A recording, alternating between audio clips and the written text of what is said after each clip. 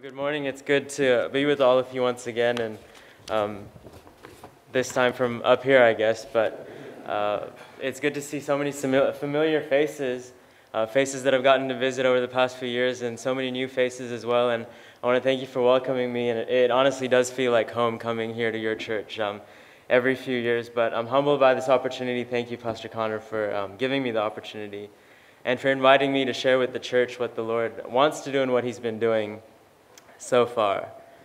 You know, for those of us that have been saved for any length of time, we know how significant Jesus' death, His burial, and His resurrection was to us and to those that hear the gospel. And Jesus Christ, He had just completed what was necessary for salvation. He had just died and He was buried. He had just risen again. And among His first few words from that event to the people that were there to witness it, He told them to go. He told them to take what was done and go ye therefore and teach. With all nations what He had just done. And Sri Lanka is one of those nations. It's one of the nations in the world. It's a nation in Asia that has a history of being controlled by kingdoms, and then the Portuguese, the Dutch, the British, and in 1972 it assumed the status of a republic, and not long after that, 11 years later, it broke out into a civil war that the country had endured for 25 years before it ended. And it was a war that completely tore the country apart. It was a war that was censored by the government from the media, and you and I haven't really grasped the atrocity of that war, even to this day. But it's a nation that isn't really surprised by suffering. Many of you know in 2004, December the 26th, the tsunami hit Asia. It was an earthquake that took place in the Indian Ocean, and much of the coast of Sri Lanka was struck by that tsunami. And with the homes, the buildings, and everything else that water destroyed, it took 30,000 lives on that island in a matter of minutes. And it turned religious people of the day that would persecute into lost souls that were just begging for help from the church. And suffering, it comes as no surprise to the people there in Asia. Many of you would understand and know that. But you and I know better than they know right now that while they've suffered physically, their greatest source of affliction has to be their spiritual state. In that small island, there's 22 million people that would call it home, and 70.2% of those people identify as Buddhists. 12.6 claim to be Hindus. 6.1 are given to Islam, and 9.7 claim to be Roman Catholics. And if you do the math, that leaves 1.4% to everybody else, those that don't believe anything, and those of us that would believe in the Bible, 1.4%. And I don't know if you think about that, but 98.6% of an entire nation heading towards an eternity without God is something that needs to change. It began to change about 27 years ago when the Lord called a missionary to Sri Lanka. He was pastoring a church in Kansas in the States, and they arrived in Sri Lanka 27 years ago. And a few years after that, they planted a church, the Colombo Bible Baptist Church, in the capital city there. And over the past few decades, Christ has really used that church to transform countless lives for His sake. And while the church still meets in a small home there that they rent out in the capital city, the church and Pastor Andrew and his ministry have been able to train up 8 couples that have gone out and started churches around the country. And we've seen great fruit to their account because of that ministry. And all of this combined with the Bible College and the Bible Institute and the activities that run on a weekly basis there, it's just proof that the Lord's hand is on that ministry.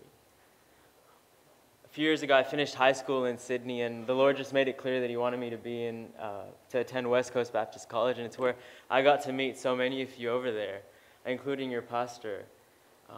But it was there in October of 2014 that the Lord used a chapel message to call me into the ministry, to tell me to stay at West Coast for 4 years.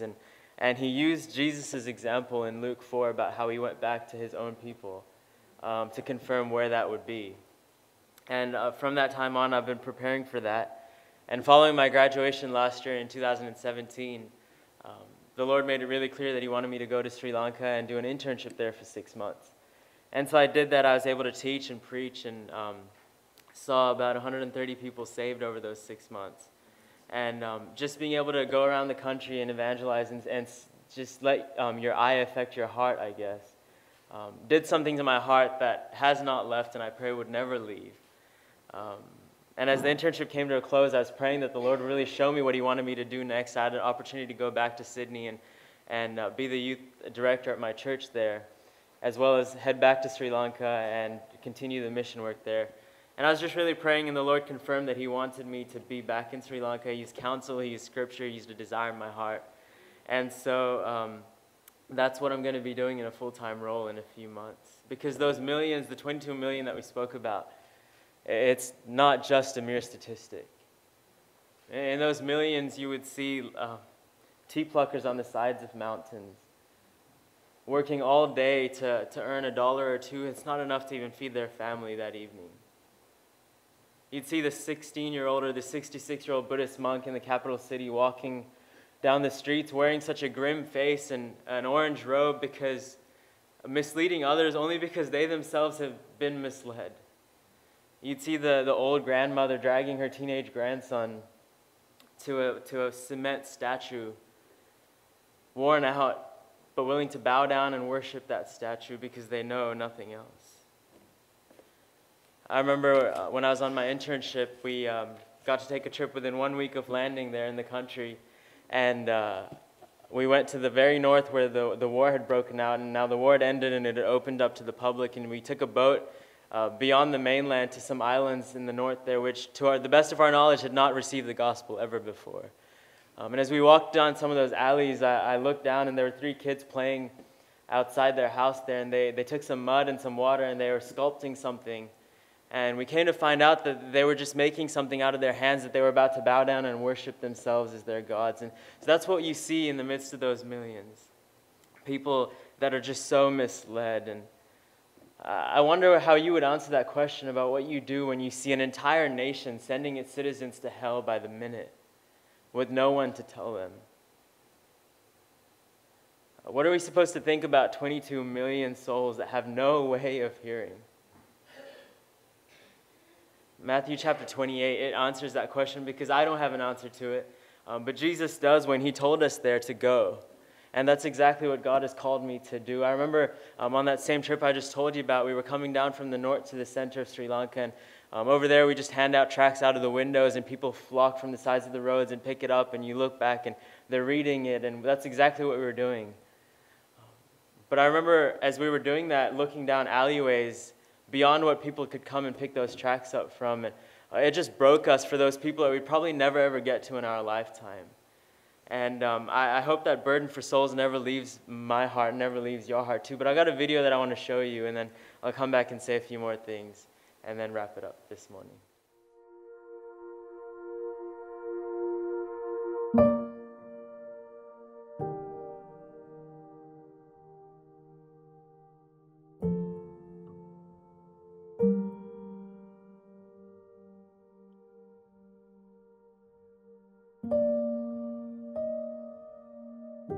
"22 million people are enslaved, trapped, and heading towards a destiny of destruction with no idea how to change their course.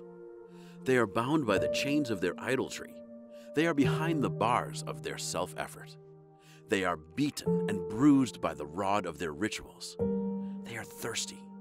They are hungry. Yet nothing seems to satisfy.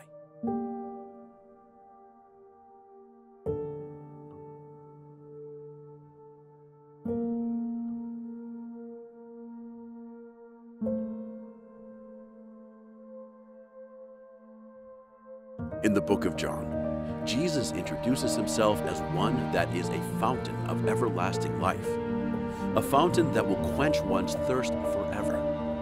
The one that Jesus introduced himself to that day found life. You and I, we found life. But what about them? What about the majority of Sri Lankans that haven't? They won't, unless someone tells them.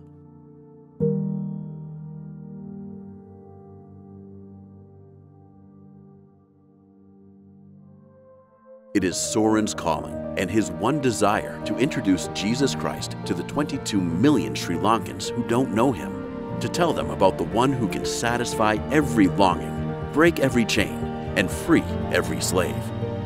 To tell them about the one who didn't come to condemn them, but to seek them and to save them. To tell them about the one who loves them so much, he died to prove it.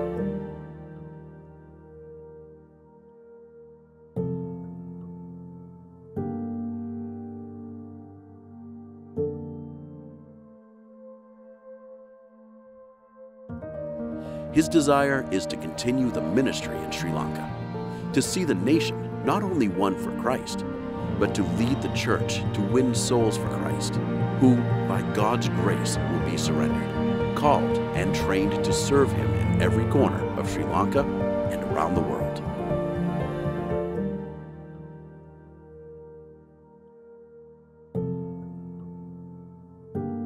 There's so much to be done, but he needs you. Sri Lanka needs you.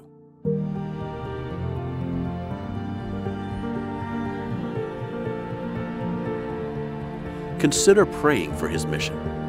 You can be a vital part of what the Lord is doing by simply praying for God to do an incredible work. Pray that his power would transform Sri Lanka for the sake of the gospel.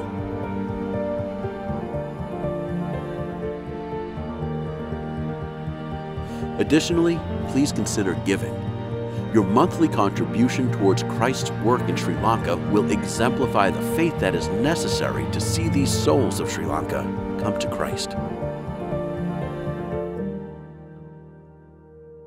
Unite with us to see the transformation of an entire nation for Christ.